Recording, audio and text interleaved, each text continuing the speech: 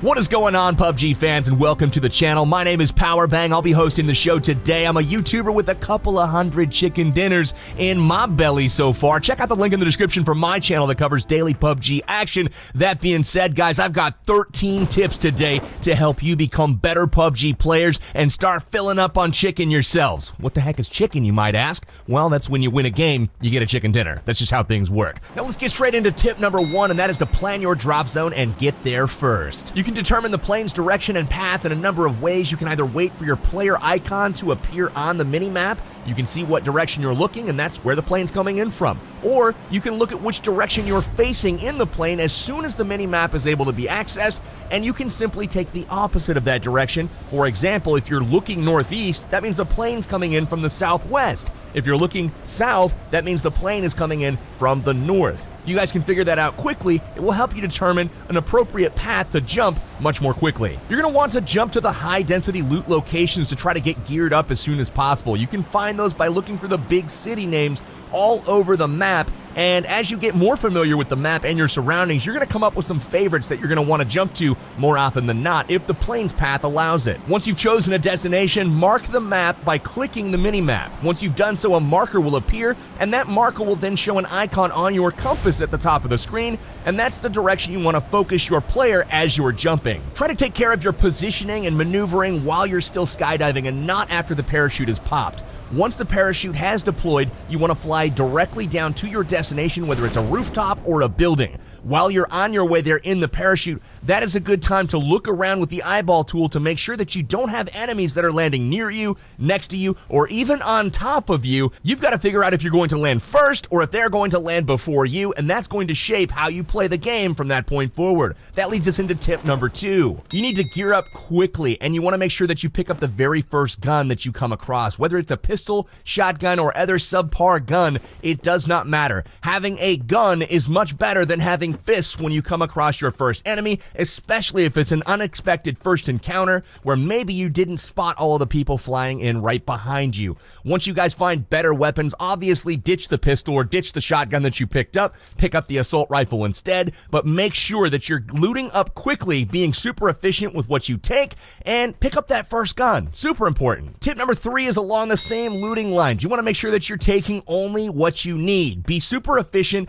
Don't take ammo and attachments for guns that you don't even have, or don't keep the ammunition or attachment from guns that you have dropped in favor of others. If you drop and pick up a shotgun and a choke and all kinds of 12-gauge shells, you want to make sure that you ditch those once you pick up an assault rifle to replace the shotgun. The attachments and the ammo will not clear out of your inventory, and that inventory space is valuable for other things such as boosts or medkits. You want to make sure that you have the space available for the items that are actually going to benefit you. Now, once you've dropped, cleared your immediate area, looted up a little bit, and you're starting to get ready to actually defend yourself or even fight, you want to take note of tip number 4, and that is to pay attention to the safe zone. Open up your mini-map, check the white circle, and if you are outside of that first white circle, you know that you need to move to get to it before that first timer counts down that's right below your mini-map and the safe zone starts to collapse. If it collapses and you're outside of it and you're in the blue zone, you will start to take periodic damage, which is not super helpful if you're trying to win the game. Make sure that you're moving inside the safe zone at all times. There's a couple different more advanced strategies for playing the safe zone. We will cover those in future episodes as well. Tip number 5 is to always move while you're out in the open. If you're in line of sight of anywhere where you could potentially be shot, make sure that you're a moving target and not a sitting duck. For players like myself that like to snipe from long range, I'm always looking for that player that stands still while looting a supply crate or looting an enemy, or maybe just looking off in the direction through his scope as well. If he stands still for a moment, that head is getting in my crosshairs and I'm gonna blow it up. So make sure you're staying very active and moving while you're looting and while you're running around. Jump here and there. You want to make sure that you are not an easy target. That being said, if you are in cover or if you've decided to go prone and lay in the grass, you want to be as still as possible while you're in cover. If you're in a building, staying still will keep you from making noise that may alert enemies to your presence, and in the grass, obviously, those visual cues are super apparent when you're scoping in on a hillside and all of a sudden you see something move.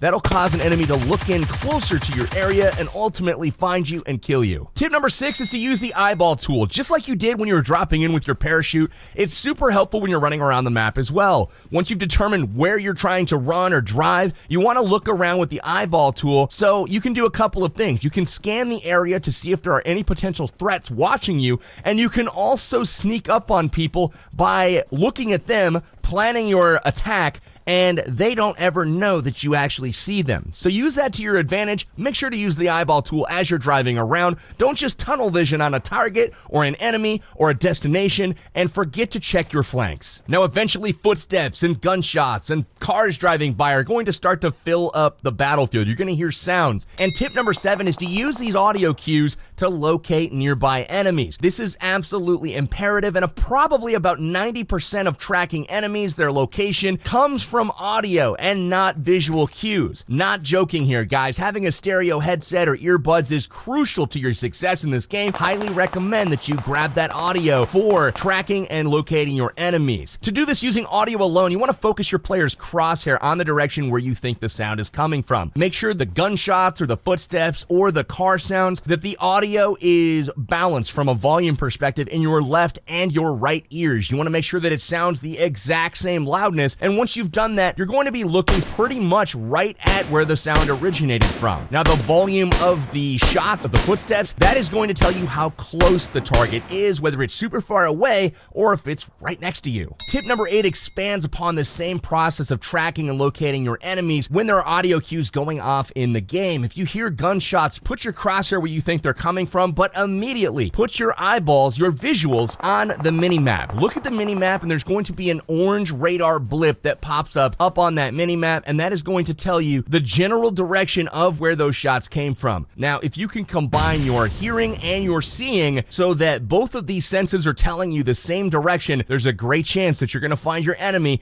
in that direction. Now, you can also use your mini-map to plan routes. All you have to do is look at it, tap it to open it up, make it big. You can pinch it to zoom in or out, and then once you've done so, you can mark the map just like you did on the flight in to plan your routes, and that'll again put a marker on your compass that you can track and follow at any time, making navigation a breeze. Now, once you've been in a few fights or taken some fall damage or gotten in a sticky situation in the gas and you've lost a little bit of health, tip number 9 is going to come in super handy, and that's to make good use of boosts and keep your player at full hit points. You want to make sure that you're not suffering by going into fights missing any HP at all. That is going to put your opponent at a significant advantage. There are a lot of weapons in the game that are balanced to where 1 or 2 shots may do 97 or 98 damage on a player. If you're missing 3 hit points and you get headshot for 98 damage, you're going to feel pretty sad when you know you could have continued the fight, found cover, healed up if you would have just gone into the fight at full hit points. Your energy drinks and your painkillers are the most common boosts to be found. Now, your energy drinks work in about 2 minutes, where the painkillers last about 3 minutes. Energy drinks will heal about 23% of your HP over time, so every few seconds your health bar will tick up just a little bit. Painkillers will actually heal even more, almost 40% of your total hit point bar, and that will happen over 3 minutes. If you are lucky enough to find an adrenaline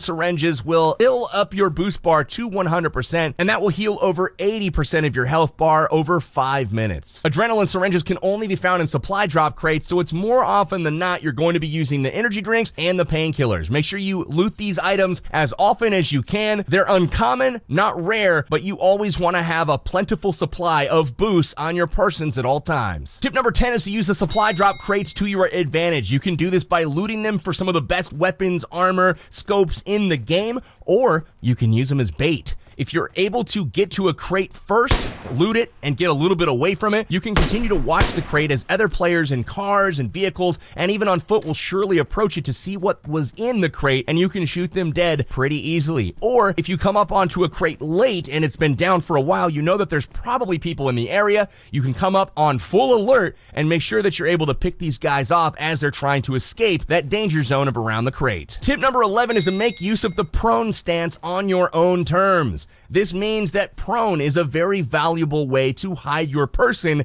and make yourself less visible. This is essentially laying down in the grass, snaking around, hiding, and attacking by surprise. That is something that is very, very effective, but it is not effective if you are not doing it on your own terms. What do I mean by that? Go prone when nobody has seen you approach an area. Don't go prone if you're being shot at. If you decide to lay down after you've already been acquired by somebody that is putting their scope on you, you are dead. They know exactly where you laid down because they're looking right at you. If you are being shot at, instead of going prone, run to the nearest cover, zigzag, jump around, make yourself a difficult target to hit, but going prone while somebody's shooting at you is essentially waving the white flag and surrendering. Unfortunately, in PUBG Mobile, there are no prisoners of war. You're just gonna die. In this game, I was able to obtain a ghillie suit and get to an area undetected, so once I went prone, I was able to sneak attack my enemies without them ever knowing where I was. Tip number 12 is to fight from cover to decrease your exposure to your enemies. People are going to be looking to take you down constantly, and if you're able to fight from behind a tree or inside of a house, yes, you might get shot, you may take some damage, but you can go behind that cover during the fight and heal up. You can even get all the way back to full health before you re-engage.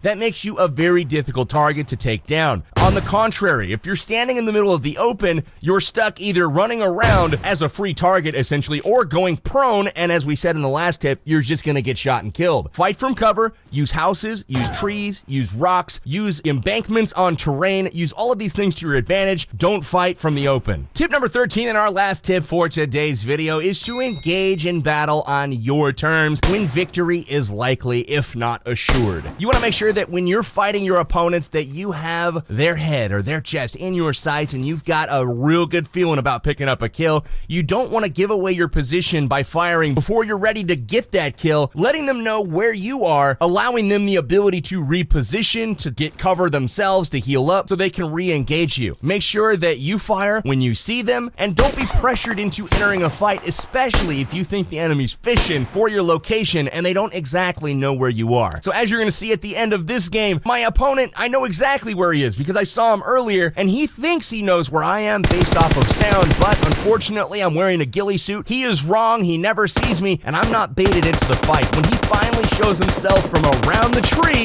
I'm ready for him. Pop him right in the chest, get him in the head, and boom, winner, winner, chicken dinner. That is how it's done, ladies and gentlemen. We'll add that notch onto our belt, another chicken dinner. We're full around here, baby. If you guys are liking the tips, if you're liking the trips, make sure you subscribe to the PUBG Mobile channel. We're going to be putting out a ton of amazing videos over the next several months that are going to help you guys become a better player and have some more fun playing PUBG Mobile. For now, I'm your host, Powerbang. I'm signing out, and I'll be with you guys next time.